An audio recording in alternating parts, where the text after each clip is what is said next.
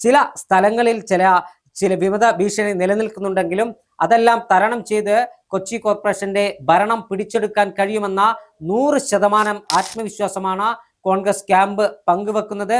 വലിയ പോരാട്ടം നടക്കുന്ന വാർഡുകളിൽ ഉൾപ്പെടെ പ്രതിപക്ഷ നേതാവ് വി ഡി സതീശൻ തന്നെ നേരിട്ട് രംഗത്തിറങ്ങി സ്ഥാനാർത്ഥികളെ വിജയിപ്പിക്കാനുള്ള ഉത്തരവാദിത്തം ഏറ്റെടുത്തിരിക്കുന്നു.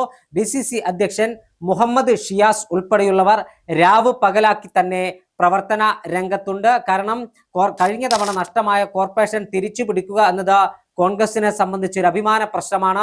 2021 നിയമസഭാ തെരഞ്ഞെടുപ്പിൽ കേരളത്തിലാകമാനം കോൺഗ്രസിന് വലിയ പരാജയം നേരിട്ടപ്പോഴും കോൺഗ്രസ് പിടിച്ചു നിന്നത് എറണാകുളത്തെ മികച്ച വിജയത്തിലൂടെയാണ്. പക്ഷേ കഴിഞ്ഞ തവണ കോൺഗ്രസ് ഉറപ്പിച്ചിരുന്ന എറണാകുളം കോർപ്പറേഷൻ കോൺഗ്രസിന് കൈവിട്ടു പോകുകയും UDF വിമതരുടെ പിന്തുണയോടുകൂടി ഇടതുമുന്നണി കോർപ്പറേഷൻ ഭരിക്കുന്ന സാഹചര്യം ഉണ്ടാവുകയും ചെയ്തിരുന്നു.